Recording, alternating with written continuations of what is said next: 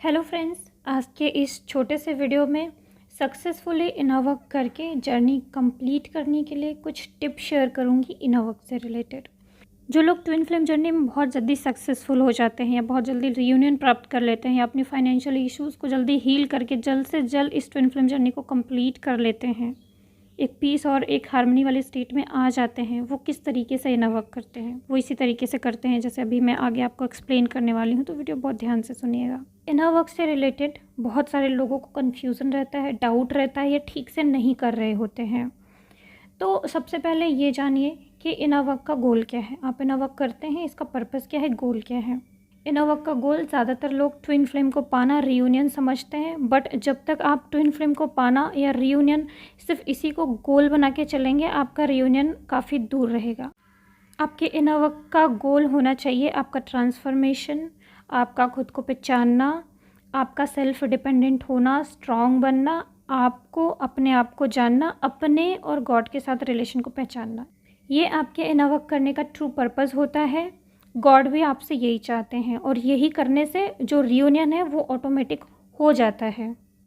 God आपके twin को इसलिए आपकी ज़िंदगी में नहीं लाए हैं कि आप लोग घर बसा ले, रियूनियन हो जाए और बस खुशी खुशी सिर्फ रहना हो, इसलिए नहीं। पर्पस कुछ और है, और पर्पस क्या है वो मैंने बता ही दिया।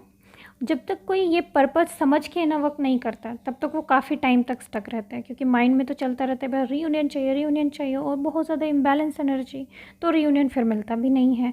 जब आप पर्पस ही ये बना लेंगे कि कहीं और पहुंचना है और एग्जैक्ट जो इनोवर्क का अभी मैंने पर्पस बताया वो पर्पस सोच के अगर आप इनोवर्क करते हैं, सक्सेसफुल जल्दी होते हैं, रियूनियन जल्दी होता है, आपका ट्रांसफॉर्मेशन जल्दी होता है, कर्मा क्लियर जल्दी होता है, रियूनियन भी जल्दी होता है, शादी भी जल्दी होती है। बस थोड़ा सा पेशेंस रखना होता है और लगे रहना होता है। काफ़ी सारे लोग बहुत ही गलत तरीके से भी इनोवर्क करते हैं, जैसे काफ़ी टाइम तक सिर्फ चक्रास करते रहना या मेडिटेशन करते रहना या समथिंग पूजा पाठ टाइप की चीज़ें करते रहना, और वो फिर इतनी सारी चीज़ें डेली बेसिस पे करते रहते हैं और सोचते हैं फिर इतने टाइम से कर रहे हैं, डीएम वापस क्यों नहीं आए। जो बहुत टाइम से इनोवर्क कर रहे हैं, जो पुराने हैं, वो तो इन सब बातों को समझ पाएंगे। मैं उनके लिए भी वीडियो बना रही हूँ। जो बहुत सारे लोग नए भी आ रहे हैं ट्विन फ्लेम जर्नी में, जिनको पता ही नहीं है कि इनोवर्क क्या है, वो बहुत टाइम तक गलत तरीके से इनोवर्क करते रहते हैं। तो इनोवर्क का जो करने का जो बेस्ट तरीका है, अपनी लाइफ के एक एक सिचुएशन को देखिए और उनको ठीक करने की कोशिश कीजिए। पूजा पाठ जो आप करते हैं ठीक है, करते रहिए। मेडिटेशन जो करते हैं आप करते रहिए। जैसे कि अगर आपके मदर के साथ आपके रिलेशन ख़राब हैं तो 1 साल हो गया इनोवर्क करते हुए, 1.5 साल हो गया, अगर आपने अभी तक उस रिलेशन को सही नहीं कर पाए तो इसका मतलब आपने इनोवर्क नहीं किया।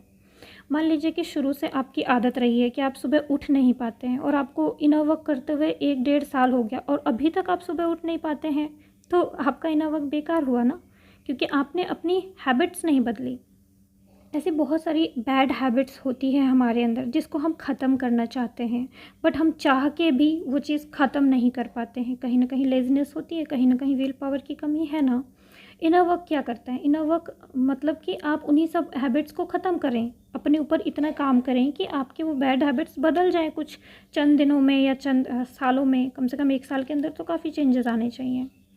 जैसे कि आपकी लाइफ में फाइनेंशियल इशू है या कोई बहुत मोटा है और उसको इनर वर्क करके एक्सरसाइज करके पतला होना है, ठीक है, तो उसको क्या करना चाहिए? तो अगर एक्सरसाइज आप बहुत दिन से सोच रहे हैं कि नहीं अब मैं उठूँगी और एक्सरसाइज करूँगी, सुबह उठ के एक्सरसाइज करूँगी, बट ये 1-1.5 साल 6 महीने ऐसे बीता जा रहा है, आप वो चीज़ सोच बस रहे हैं, ट्राई कर रहे हैं, बट वो चीज़ कर नहीं पा रहे हैं। तो इसका मतलब आपका पूजा पाठ बेकार है, आपका मेडिटेशन बेकार है, क्योंकि आपका वो मेडिटेशन, आपका वो पूजा पाठ आपको एक वो चीज़ नहीं करा पा रहा है जो आपके लिए ज़रूरी है। तो बेटर है कि आप वो पूजा पाठ छोड़ के वो चीज़ करें जो आपके लिए ज़रूरी है। जैसे कि कोई अगर बहुत मोटा है या फिर कोई और फिज़िकल हेल्थ वाली प्रॉब्लम है, उसको एक्सरसाइज करना बहुत ज़्यादा ज़रूरी है, तो वो एक्सरसाइज को स्किप कर दे रहा है और सुबह उठ के पूजा करने में, मेडिटेशन करने में उसका ध्यान ज़्यादा है। और वो 1 साल से सिर्फ सोच रहा है कि ठीक है मुझे अपनी बॉडी पे काम करना है, एक्सरसाइज करके करना है, बट वो हो ही नहीं रहा उससे। तो इस टाइप के इनर वर्क मत कीजिए। अगर आपको जर्नी जल्दी कंप्लीट करनी है तो वही कीजिए जो ज़रूरी है। इनर वर्क में वो सब कुछ आता है जो आपको ट्रांसफॉर्म करने के लिए, चेंज करने के लिए ज़रूरी हो। इनर वर्क का मीनिंग ये नहीं है कि चक्रा करना, मेडिटेशन करना, प्राणायाम करना, सिर्फ एक्सरसाइज करना या सिर्फ कुछ और पढ़ना, ये सब ही सिर्फ इनर वर्क नहीं है। इनर वर्क वो सब कुछ है जो आपकी ज़िंदगी के प्रॉब्लम्स को सॉल्व कर दे, जो आपके अंदर ट्रांसफॉर्मेशन चेंजेस ला दे, आपके बिहेवियर में, आपके हैबिट को चेंज कर दे, वो सब कुछ इनर वर्क है।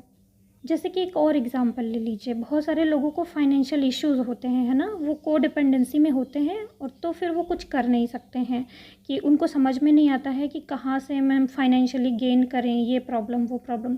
तो आपको अगर फाइनेंशियल इशू है तो आप दिन में एक दिन में बैठ के कितनी देर आप मेडिटेशन में ये सोचते हैं कि मैं अपनी फाइनेंशियल इशू को हील करने के लिए क्या करूँ। दिन में बैठ के कितनी बार आप प्लान बनाते हैं कि मुझे किस तरीके से सक्सेसफुल होना है, फाइनेंस में पैसे कहाँ से आएंगे मेरे पास, मैं ऐसा क्या करूँगी जिससे पैसे आएंगे, मैं ऐसा कौन सा कोर्स करूँ, क्या ऐसा सीखूँ, मैं कहाँ ऐसा इन्वेस्ट करूँ अपना टाइम, ठीक है, कि मेरे पास पैसे आएँ। जब आप सोचने बैठेंगे तो बहुत सारी परेशानियां सामने आएंगी, बहुत सारे फियर इश्यूज सामने आएंगे, तो उस फियर इश्यूज़ पे काम कीजिए बैठ बैठ के कि इस फियर को या इस प्रॉब्लम को मैं कैसे ठीक करूं। इन सब चीज़ों पे कितनी देर तक आप सोचते हैं। डेफिनेटली सोचेंगे तो हल मिलेगा, क्योंकि अगर हम किसी एक चीज़ के पीछे पड़ जाते हैं, अगर आप 1 महीने 2 महीने इसको इनर वर्क मान के कि हाँ मुझे फाइनेंशियल इशू अपना हील करना है, तो ये भी एक तरीके का मेरा इनर वर्क है। और मैं जब तक इसका रास्ता नहीं निकल जाता तब तक मैं इसके बारे में सोचती रहूँगी। रोज़ बैठ के सोचिए, कुछ ना कुछ रास्ता निकल ही आएगा। बट ये इस टाइप का इनर वर्क कितने लोग करते हैं,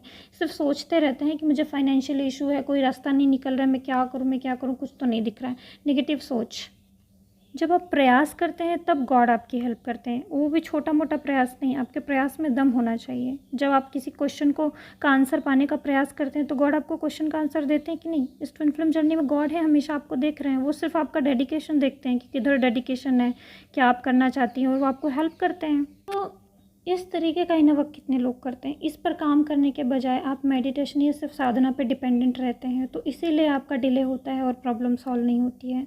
तो इस तरीके का इनर वर्क करें जो कि लॉजिकल भी हो। अगर आप एक राइट वे में इनर वर्क करना चाहते हैं तो मैं आपको सिंपल और शॉर्टकट बता देती हूँ।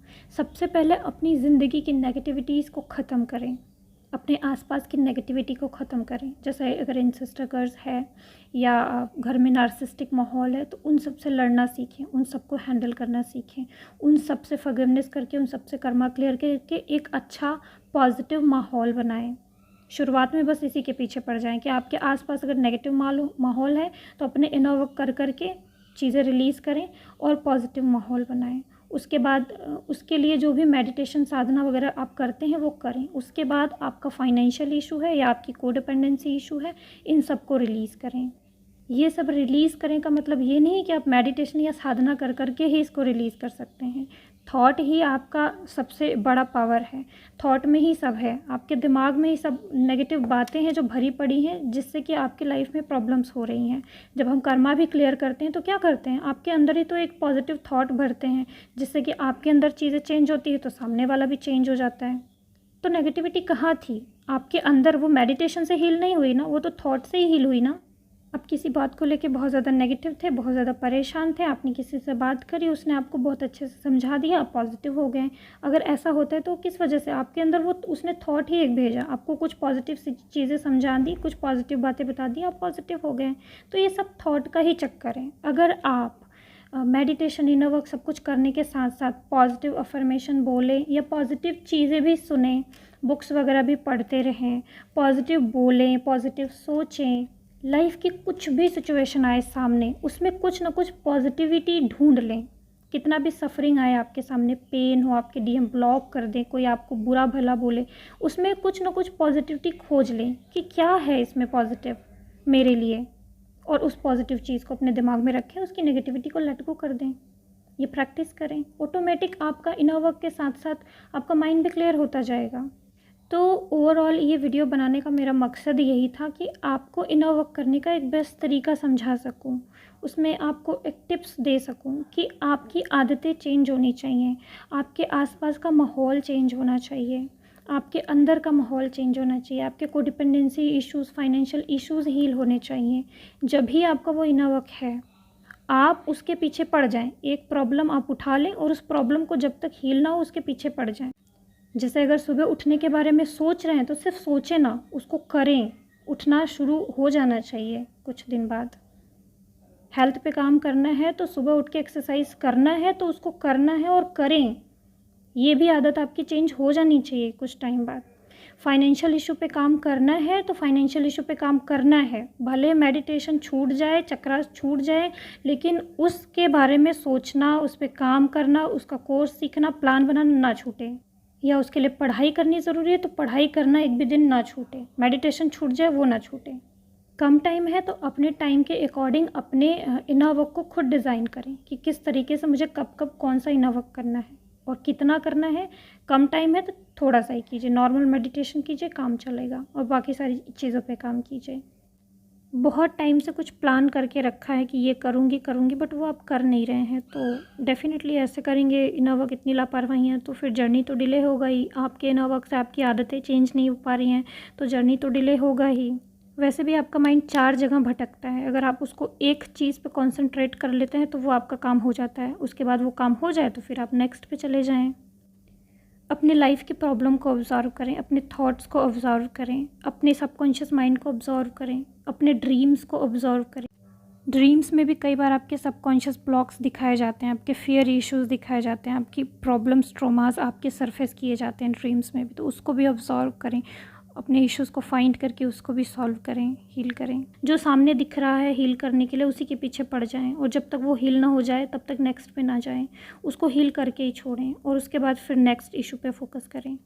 हाँ, बहुत सारे लोगों को देखा है कि मैम ये प्रॉब्लम है इतने दिन से, हाँ ये प्रॉब्लम है तो इसको हील करा, नहीं मैम अभी सोच रही हूँ करने का। कितना टाइम हो गया मैम? इतना टाइम हो गया। तो इतने टाइम में क्या क्या किया इसके लिए? नहीं कुछ नहीं किया, सोच रही हूँ ये करने का वो करने का। मतलब इस तरीके से इन वक्त तो गड़बड़ हो जाएगा ना। तो फिर किसी इशू को सॉल्व करने के लिए डेडिकेटेड होना और आपका अवेयर होना, चीज़ों को देख समझ के करना, ये बहुत इम्पोर्टेंट है। और सबसे ज़्यादा तो उसके लिए डेडिकेटेड होना कि नहीं मैं इस इशू को सॉल्व करके ही छोड़ूंगी। ये प्रॉब्लम है कैसे मेरे पास, बाकी सबके पास नहीं है, सब आराम से सॉल्व कर लेते हैं, तो मैं कैसे फंसी हूँ, मुझे भी करना है।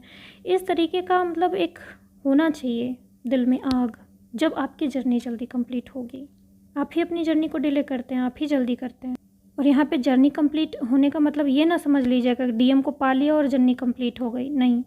जर्नी आपकी तब कंप्लीट होती है जब आपकी लाइफ में सब कुछ बढ़िया चलने लगता है, जब आप सुकून में रहने लगते हैं, जब आप गॉड से कनेक्टेड होते हैं, जब आप अपना सोल पर्पस कर रहे होते हैं, जब आपके दिल दिमाग में पीस होता है, जब जर्नी कंप्लीट होती है।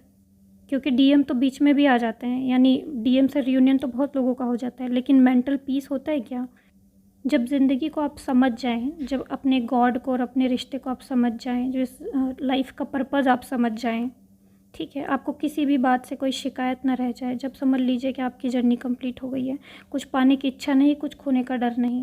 एक बैलेंस एनर्जी के साथ ज़िंदगी के सभी उतार चढ़ाव में अपने आप को बैलेंस रखना सीख जाएं, इन सभी प्रॉब्लम्स को हैंडल करना सीख जाएं, बस जर्नी कंप्लीट हो गई है। माइंड पीसफुल रहे, कैसे भी उतार चढ़ाव आए, कैसे भी दुख तकलीफ आए, दिमाग पीसफुल रहे, सब चीज़ों को झेलने का, आराम से हैंडल करने का तरीका मालूम हो जाए, दिल दिमाग भगवान में और अपने सोल पर्पस में दूसरों की हेल्प करने में लगा रहे, बस हो गई जर्नी कंप्लीट।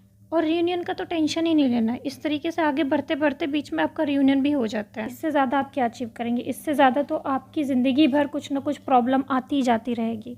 अगर ऐसे सोचेंगे कि जर्नी कंप्लीट होने का मतलब है कि ज़िंदगी में कोई दुख ही नहीं आएगा, तो ये जर्नी कंप्लीट करने का मतलब नहीं होता है।